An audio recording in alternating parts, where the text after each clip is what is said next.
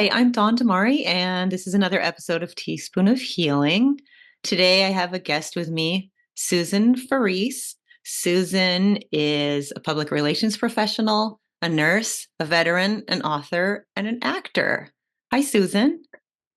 Hi, Dawn. Thank you for having me. So happy to be here. Thank you for joining me. I'm really happy that you're here. And you also have a podcast as well. I have a beginning of a Big podcast. podcast. We're just, That's right. in fact, Oh, okay. I'm Oh, launching. okay. I saw you post about that. So, well, that's Yes. congratulations. That's great. I love to encourage meet other podcasters. Wonderful. So, it's really nice to meet you. So, you have a very interesting background as a nurse, a communicator, a PR specialist, an author, and an actor. Do you mind sharing a little bit about your background and experience with people that are watching or listening? Sure, absolutely. Well, I'm kind of a reinvention maven. I've reinvented many times due to geographic locations or just situations in my life, professionally and personally. I started out in New Jersey, a small family, just one brother, and grew up in a small town in upper, like I guess, northern Jersey. Went to Catholic school up until eighth grade, actually, and then moved to a different part of New Jersey in eighth grade. And it was a totally different culture in both places that I lived. Um, Went to high school. I joined the chorus and the concert choir and the drama club. And that's what changed my life, basically, because I was shy from that move into eighth grade to a totally different area. Went to college, got my bachelor's in nursing first in Pennsylvania, and then joined the Navy as well as the Army. So 3 years Wow. in the Navy, transferred to the Army Nurse Corps. So for about almost 13 years, totally active duty. And I was a major when I got out in Wow. 1990. And the military sent me for my master's degree in nursing. So I got that in 1986. And when I got out of the military in 90, and I just said, what do I want to do? Because I was in bureaucracy for quite a long time. My husband said, what do you want to do? And I said, I want to motivate people. I want to inspire people. So I became an entrepreneur and started my first company was Prosper Development Systems, which stood for professional, staff, and personal development. And I did some continuing education for nurses, medical bill auditing, preparing for joint commission surveys, a lot in healthcare. And before that, though, I did the Myers Briggs, and it showed me that I was very entrepreneurial and creative in ENTP. So that really reflected what I've done with the rest of my life so far. I'm still not done, but reinvention, change, and knowing what my personality type was has led me to where I am today. It's been a very interesting life. I became a mom a little bit later in life at 42, and at 50, I became an actor after doing that in high school, of course, and joined SAG-AFTRA. I've done a lot of really interesting things, and then became a PR person or a consultant around 2011, doing some press release for the kids that were in a theater production my daughter was in with adults. I did a press release, and the director said, you need to be on our board. So I joined the board of this theater and became their PR for 5 years. And then in 2016, went out freelance as a PR. So I've worked with theaters, musicians, authors, a lot of authors, artists, some businesses, and I'm getting back to nursing to help nurses that are in business with their public relations as well. That's in a nutshell my life, with many Wow. moves geographically and reinventions. And I keep my nursing license. I've done a lot of consulting in nursing, but I was in also several clinical areas, med surg, emergency room, recovery room, um, nursing education, nursing research, and lots of consulting. Wow. So What, there you that- have it. that's an incredible background. Thank you for sharing, and thank you for your service as well in the military. Thank you for that. That must have been really interesting to go through all that and see all what you probably It saw. was. And like you said, bureaucracy as well. I'm sure there was a lot of that, and of all of the time nursing and acting as well, and just everything. Well, thank you for sharing that. Yes, And thank you. now, before we talk about a few other things, I did want to mention that you do have a book. We are recording this during it's Nurses Week, correct? It is And Nurses Week. Thank you. yes, it That is does mean a Nurses lot to Week. me, actually. When we're recording this, it's being released after. But Yes. so Yeah. you are a poet as well, and you wrote a book. It looks like there's two editions of this book. There is a second edition. Yeah.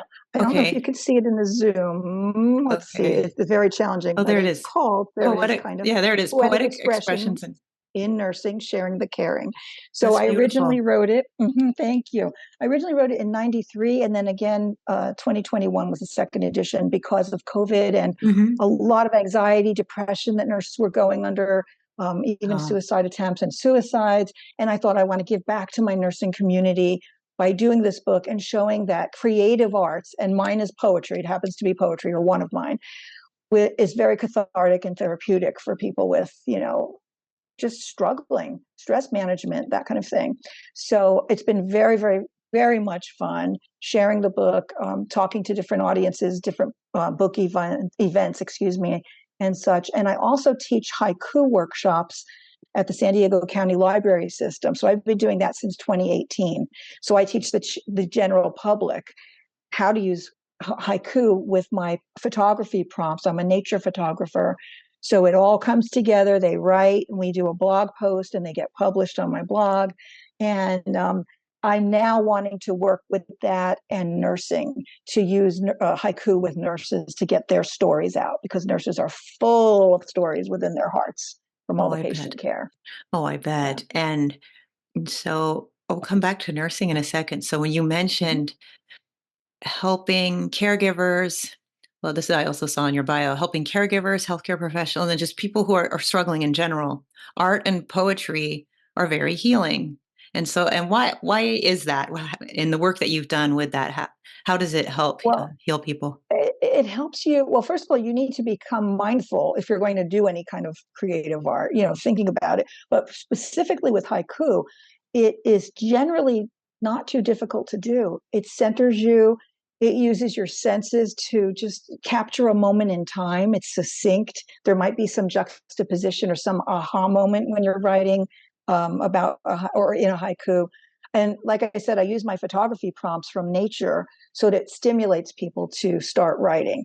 And in my workshops, it could be one of my photos or something on their phone, a photo that's on their phone, or just a thought about something in nature. Or a couple of weeks ago, I had a woman start crying in my workshop, and she was writing about her mom who had just passed that month, who was Oh, over 100 years old. oh, And this wow. poem it was in haiku format, but there were several stanzas. So you never know what you're going to get. But basically, is that the point that you wanted me to Yeah, talk about? Like, it yeah, that it's, frees you, it mhm. releases. It's an, just an undoing or an unwinding, or just leaving something there on that paper or in the computer or on your phone that you could either throw away, share with others, or just keep to yourself. But it's out there. It's out there. You get the story out. That's the point. Yes, and like you said, you have to get mindful. You have to be mindful when you're creating. You have to kind of get into that flow state. So I probably when you're doing that, you're calming down your nervous system, and doing that, of course, is healing because it helps us relax.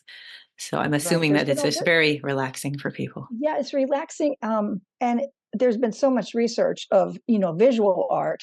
I would love to get involved with someone that does poetry therapy, and measure vital signs or something with research someday. But even with dance, making a film, doing a theater piece, any creative art, crocheting, crafting, exercise, crafting your nutrition like you would as a dietitian. Um, there are so many ways to be creative with the arts, and I just happen to love haiku because it's fairly simple to translate and make sense out of, and it's not literary poetry, but it's more from the heart poetry, that the way I teach it. And Yeah. both you and I are familiar with haiku. I was originally, before I was a dietitian, I was an English major, so I had to pretty much study No all of this stuff, way. English lit and Wow. writing. But for people who don't know, what is a haiku? So haiku is from ancient Chinese poetry, and it's in syllables. So it's usually in a stanza with 3 lines, And the first line is 5 syllables or portions of words, the sounds of the words. The second is 7, and the third is 5. Mhm. I don't have everything with me to do my whole lecture, but it's a PowerPoint 2-hour lecture that I do. And it's just a way to express your thoughts succinctly. And it does not need to rhyme or anything, but it's rhythm. It's based on rhythm and the sounds of words and your senses. As I said, juxtaposition, possibly something that you don't expect. It's an observation. It's a keen insight. I just absolutely love it. And it's just a way that, like, if I'm out in nature, I'll have my phone with me or my camera with me. I'll see something in nature, say it's a shorebird, at the water, fishing, Oh. getting ready to catch a fish. I snap the photo. And then later on that day, or even if I'm there in nature, I grab my phone, I can do the notes and I can write a haiku right then and there. And then I can Wow. publish it on my blog or get it into an anthology, or read it in front of my groups. I'm involved with a poetry group in the area, the San Diego Poetry Annual. I've been in several of those editions. So, you can present your poetry out loud to people. You can keep it to yourself or you can throw it away, like I said. And so, since you're doing these workshops, is there a pretty, kind of low barrier of entry to writing haikus? Like, so people who have probably maybe have never written creatively before, can they jump Absolutely. in? Okay. Absolutely. They jump in. Yep. And like last week, I can go from like 2 or 3 people up to about 20 live. And I go around the room and I'll say, okay, you've got 6 words here. Let's see what we can do to tweak it to get to 5 or to get to 7, Oh, depending okay. on where they're at. Um, and, I'm there to answer any questions. I also do it online. And I'm still thinking about doing a nursing one sometime this month for nurses and for the general public. So it doesn't really matter who you are. But I've been teaching to the general public through the library system since 2018, and it's going very well. Um, it's it's not extremely popular because a lot of people don't know about it or maybe Mhm. never had it in school. I Mhm. personally don't remember having lessons in haiku in grammar school, middle, or high school. Yeah. So it's kind of a new thing for me, but it's fun too. It and is and fun. people smile. In fact, I got a message from one of the librarians just yesterday saying this one woman, and it was probably the same one that I'm talking about, said how much she got out of it, and they're inviting me back. And it's like, do you have any pictures from the event, blah blah blah.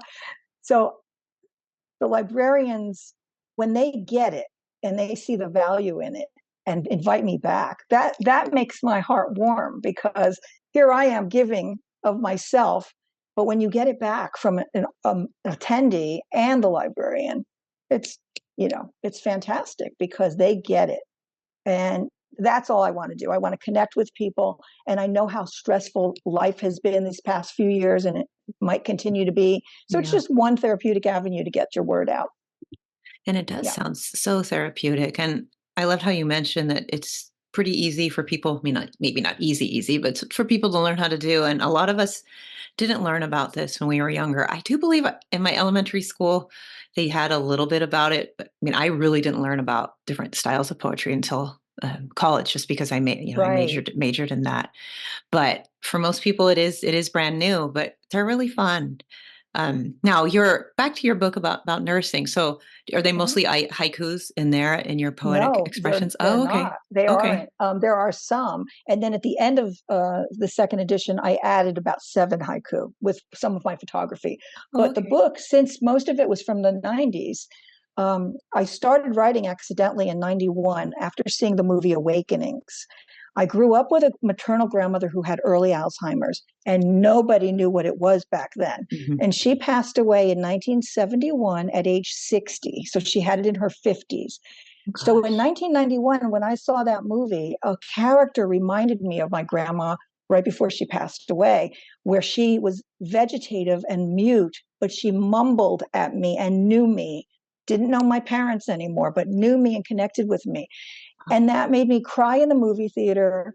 Long story short, a couple days later, my husband was on a business trip. I could not get to sleep. I took my regular remedies, the bath, had a glass of wine, couldn't get to sleep. I grabbed a journal that he gave me a Christmas before that was blank. And I sat on the couch all alone And I wrote this poem, Anne's Zest Ends, and it's from childhood to 20 years after she passed away in 1991, reflecting on Alzheimer's as a disease as a nurse, but starting it as a child and how she was my soulmate, going through different stages with her getting diagnosed and misdiagnosed, and then being institutionalized, and going to visit her on, on day passes, and how sad it was. And it was just extremely sad for our family. And that's why we bottled it up for 20 years. Yeah. And it took my poem, when I read it to my mom the next day, we were in different states at the time, she started crying and she said, I want you to share this with everybody. So I knew that I had something with her reaction, but then I would say that poem out loud in any group I was in, or a chamber of commerce. I was a nurse entrepreneur. And the reaction from people was, this poetry is very powerful. So I kept writing, and it became a book in 93 with a nurse-owned publishing company that's not here anymore. She's passed away. And then I self-published in 2021. So most of the poems are from my life as a nurse. Day shift, night shift, women's empowerment, caregiving, Alzheimer's disease, HIV, since that was fairly new back in the 80s, reflecting on patients that might have that, universal precautions, just all kinds of topics. Some of them rhyme, and some are just free form prose, and a few that are in haiku workshop. Format, haiku format. I wrote about my dad when he had open heart surgery, sitting in the waiting room with my mom and drawing pictures for her of what he would look like with which tubes he would have. So like, I'm just creative in many ways with the art, the nature of photography, poetry, to get stories out. That sounds Yeah. wonderful. That sounds wonderful. And so, in the description of the book, which I read on your website, you describe nursing as an art as well as a science. Can you talk a little bit about that? My mom she was a nurse, she's retired. And I know that she mentioned something similar to that. I know a lot of nurses, and Yeah. probably other caregivers would resonate with that. Absolutely. Well, what I say, one of the portions of one of my poems says, when it's all said and done, there's no profession as diverse as the art and the science of being a nurse. And what that really means is, we learn all of the logistical left brain science with Mhm. nursing, but there is an art to it too. There is just a way that your demeanor really means a lot to patients when you walk in a room. It could be as much as a look in someone's eye, or let's put some makeup on you today, uh, to boost somebody's spirit. A warm touch, you're going to be okay, or I understand you're upset about this or anxious about this. There's an art to communication as a nurse. We learn a lot of the physical nature of nursing, all the pathophysiology and everything, but there's something innate in us that just captures the spirit of caring and knowing what patients are going through. And it's at any time in the life spectrum, from birth to life's demise. So, I really missed some of the days that I was nursing. I liked night shift, and I have a poem in the book about night shift, and it's just very peaceful and calm, and you get to review the notes and that kind of thing. Whereas day shift is hustle bustle, profoundly busy. And hummingbirds remind me of nursing, because they're flitting around faster and, up from this tree to that tree, just like a day shift. So there's a lot of parallels with nursing and other things that I write about. And I use poetry to, I don't know, to express joy, happiness, but also fear, anger, values clarification, so many things. And when we had the pandemic, there was such mystery. I mean, we all got through it. This is 4 years later, right? Yeah. And I wrote poetry, and I was published in some anthologies in the San Diego Union Tribune at the time, because of, what was I thinking then? Was I afraid? Was I angry when I saw people not being careful when they were up at the microphone and not wiping, using Oh, hand yeah. Forgot about that. sanitizer? All different Yeah. emotions, and so it's therapeutic. It really is, and cathartic. You get that word out. Yeah. And so, but you said that you had a lot of stories. Can you share any stories? I don't know if it's okay to do. I know there's like privacy and stuff, but if there's Oh, something from a you long mean time ago from nursing, any story that kind of stuck out to you, with yes? keeping There's a information story, and private. it's also a poem in the book too. Oh, okay. Um, And if you wouldn't, I would love to it's if you would read, if you wouldn't mind reading one, but do you have some yeah, time? You do? yes, I Okay. do. So here's night shift. I could do night shift first Sure. because this is really how since we were talking about it. Night shift. Night shift. So dear to me, despite its circadian disruption, the nocturnal rhythm sublime, so inviting, so relaxing. Making rounds with flashlight in hand and night vision intuition, the serenity envelops me. Side rails up, call bells within reach, bedsides tidy, breathing in sequence, snores and noises unspeakable during prime time, status quo during night shift. Gentle and peaceful, those who by day lurk and cry and pester, and now between midnight and 7 are compliant and yearn for peace as well. Alas, time to review and verify and stuff and thin the charts. Time to read the progress notes. Finally, a time to put it all together, like spies looking for the clues of their lives. And if one is truly lucky, there are some chosen patients who decide it is time during night shift to ventilate, truly share, opening up the dam of their fears, thoughts, feelings, even sharing stories, enhancing our knowing. Oh, please, I yearn for these nights when the nature of nursing facilitates the connection of lives. I just got chills reading it. Wonderful. I That's was so like, beautifully written. I wrote that so long ago, and yet I just treasure night shifts. I worked many, many night shifts in my time in the military too. Oh, And okay. we used to rotate nights, evenings, and days. And our circadian, that's why I talked about the Oh, circadian yeah, rhythm, because we would that's get tough. to go from Yes. one or the other. Well, by The the way, that was a story, beautiful poem. Before you talk about the oh, story thank behind it, it's you. real beautifully written. Thank It's you. wonderful. It's Thank absolutely you. wonderful. We really have a way with words. So if the Yes, story behind it, yeah, you can, if you that's have the any story behind stories, it. because I because you wrote said a about lot of the patients many. they would sometimes open up at night. So did some patients so They they would would. open up? Oh, absolutely. In fact, when I was in the Navy, um, I took care of a lot of Vietnam vets, and there was we called it the day room or the solarium. So it was like the patient lounge at the end because it was a military hospital. So they had this lounge that the Hmm. patients could go to. And many a nights I would go down there after making rounds or whatever, and I'd see one or two guys in there. I was on a male general medicine ward at the time. This is like 1978 to 80 or so. And I would say to them, please put that cigarette out because they could smoke at the time. Oh, really? In the Let's hospital? talk. Oh, I'd say, wow. let's chat. And you would not believe the stories that would come out about Vietnam. So Wow. all they needed was somebody to just sit there and listen to them, active listening. So that's a story. And then one of the others that I was saying, this is from a true story. I remember, I don't know if I should read the story or the poem first. What would you Whatever like you first? whatever you would like. I'll leave it up to you. I'm gonna read the poem first and then Okay. we can talk. Called Spousal Intuition. The ICU 12-hour shift almost through at 5:10 p.m. that day. Mr. H was transferred to our haven, confused, impending doom in disarray. His charge nurse gave a quickened transfer report. They couldn't define what was wrong. He was just so different after the x-ray. He'll be sent via bed now, so long. Boom, phone rang.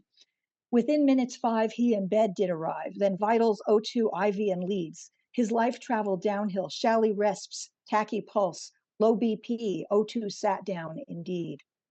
Sitting upright so ashen, he said, I'm not breathing well. I'm so thirsty, nurse. Can I have a drink? Please call my wife. Am I going to die? Then the monitor alarms wailed in sync. He grew grayer in bigeminy, coughed frothy sputum, and stared. He trusted this was his last life's sail. We bolused with Lasix and lidocaine and did what we could to no avail. Sadly, he coded at 5:25, enveloped in VTAC and fib rhythms. Despite ACLS, our team efforts had failed. Then, when everyone left, I stayed with him. We notified his wife, an invalid, homebound. Her aide brought her in for the viewing. He asked for you at the end, I'm sorry. He asked for you at the end, I explained. She sighed, hugged me, cried. some renewing. But what was so coincidental, her home health aide said, was that at 5:15 at home, Mrs. H was awakened by a dream while in bed. She sat up, yelled, "My husband," and moaned. And so I must tell you to listen actively to our patients who tell us a story. Believe them in what they're telling us. Believe them, for they know the glory. Take heed in their words and intuition. Our mission is to save them above all odds. But sometimes there's a strong, eerie vision for the ultimate visit with their gods. Oh, True it's story. really, True really well story. written. It was a wonderful poem. But I mean, it just poured out because it happened with when I remember taking care of him after he passed, and here's the wife in a wheelchair with her aide, and she told me that, and it was like, Wow. wow. He sat up in bed. He knew he was going. She sat up at home.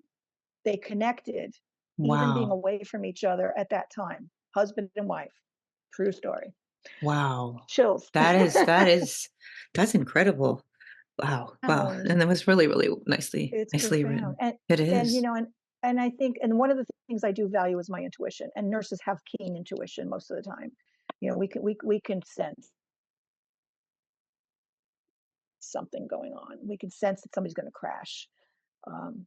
Or we can sense somebody's going to wake up and remember things and connect with us again. It's a very, very interesting life. And it is our identity. I mean, I'm still, even though I'm not clinical anymore, I am still a nurse. I still keep my Mhm. license up.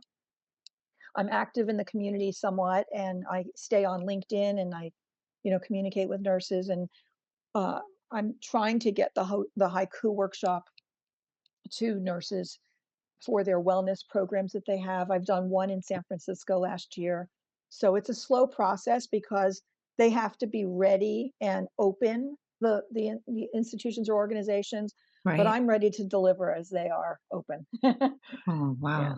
That would be great if you could do that. That especially since they do have the workplace wellness and like you had said, so right, many, right. of course, and we're all aware of this, that after COVID, so many healthcare workers in general, especially nurses, are extremely burned out.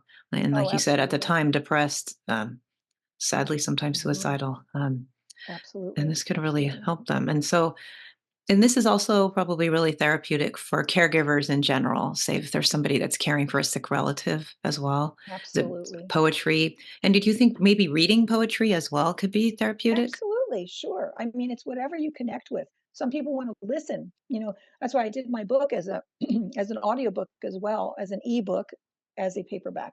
So there's different versions for people's styles that they like to learn from or read about, whatever, or listen to. Yeah. Oh, okay. So because it So opens your heart when you're listening, and even when I was listening to you read the poems, you really just get immersed in it. And yeah, I can see how it's very therapeutic for people, but probably even more so to write. Probably even more so to write it yeah. themselves. Well, I'm doing PR too. I'm a communicator and having some acting experience in film and in theater. you- I become that poem because it's my truth, and I want to connect with and reach people in that way, and that's my nursing coming through. It's just inevitable. Um, it's also challenging. Not everybody could do it, Oh, so that's it's true. taken years. It's taken years. And now there are like new crops of nurses coming out with. I just heard about another haiku book coming out from a nurse. So it's Oh, like, and I don't know them, we've never, but I've been doing poetry since the 90s, and I'm still at it, and I still love it as much, if not more. And just trying to, get the word out about it as something else to do besides eating too much, drinking too much, substances, whatever people are doing, that they should be writing poetry yes, write in poetry instead. a healthy way, right? Yes, it's So, a healthy way of coping. yeah, Now, exactly. how can people work with you if somebody wants to join one of your workshops? I don't know, do you work one-on-one helping people, I with can poetry writing? I can do groups and I can do them in person. So I'm very, very open. My website is sjfcommunications.com. And it stands for my name, Susan J. Farese. So sjfcommunications.com. And you can go to the menus on top. And there's one that says haiku workshops, and then another that is about my book, the author page, and things like that. I'm on social media. Usually my name is at SJFCOMMO, commo, short for communications. Okay. So I'm on Instagram, Facebook, Twitter, or X, whatever it's called Yeah. now. Some on TikTok a little bit. Just when I do a book event, I'll go Cool. on TikTok as well. Um, and yeah, find me. I'm very open to feeling, what the best format would be for people's groups or even small groups, large groups. You can't really do the haiku too well with a very large group. That's why I cap it usually at 20. Oh, okay. Um, but yeah, I would love to.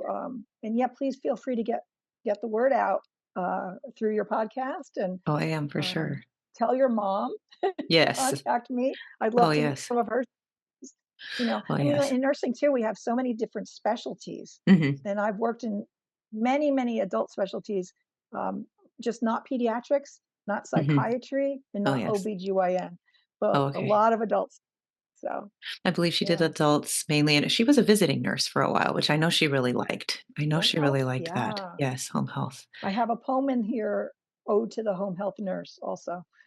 Oh, So nice. Well, yes, I'm sure she would like to look at it, and I hope you'll be able to work with some of the nurses organizationally, and that's great. I do see so people are talking more and more about art therapy, and now as well mhm, writing as well. So I think it's just going to continue. So I'm sure you'll be exactly. very busy with this. I think so too. In fact, I just wrote the blog that you saw was with a nurse on the East Coast. I'm in San Diego and she was in Mhm. the Boston area, and we collaborated. She reached out to me because she heard me on another podcast talking about my haiku and PR. And so tomorrow I'm releasing the podcast that we did along with this blog. Oh, And we talk about the value of doing art, visual art and poetry, because we do both. Both of us do both. hmm. We also started a group on Facebook called Nursing and the Arts. So it's a Facebook group, Okay. and we're fairly young. We have, like, I think only about 23 people in it now. So any nurses out there that are listening, please join our group, especially if you practice one of the creative arts. I think that'll be fun. And with the podcast, and, um, you know, who knows where we'll go with this by next year. I just really want to continue spreading the word about the value of creative arts wherever you are and whatever you do. Definitely. And I like how you said earlier that so many things are creative. A lot of people don't think they're creative because they can't draw or, they don't act or sing. But like you had mentioned, knitting, even exercise, creating a recipe, a lot of things Exactly. are creative. I think all of Hmm. us have that ability. Like you said, I agree with that. Right. I have one poem to finish off Oh, with. yes, that would be wonderful. Okay. Yes. Okay. Let's see. It's called The Process. So this is about poetry. Okay. The process. It's the spark, the ignition, the moment, the magic, the creation, the passion, the healing, the uniqueness, the sharing, the humbleness, the solitude, the brotherhood, the catharsis, the insight, the knowing, the process of poetry. I love There you that. have It's very, it. very All well those. done. Very well done. And very, very thoughtful. It makes you really think. That's about poetry when you listen to it. It really, makes you think. And I really like Well, that. life is so busy and there's so much going on. We have so many Yeah. choices constantly with Tell all me the, about it. the media and such. So this brings you back to nature, or, solitude or mindfulness. And I think we need that a little bit more I as do well too. in life. I do too. Definitely. Yeah. Definitely. And I thank you for bringing it to people. It's really needed. And your voice, My it's very pleasure. important. So, well, thank you so much for joining me on A Teaspoon of Healing. And good luck with your podcast as well, with your launch. Sounds Thank great. you. I'll Thank you. keep an eye We're out just for getting that. started. That's so I great. may I may come invite you. Uh, It's called Nursing and the Arts right now, but I may do one for reinvention or other topics as well, Sure. not just the specific nursing. So Sure. Oh, we'll so it's see. going to be I'm about still nursing and the beginning. arts, the podcast. That's great. That's a great niche. So, Yes. okay, that would be Yes. wonderful. All right. Well, Yes. thanks again, Susan. And I hope you have a wonderful evening. Thank you so much. Thank Take you. care. All right. Bye.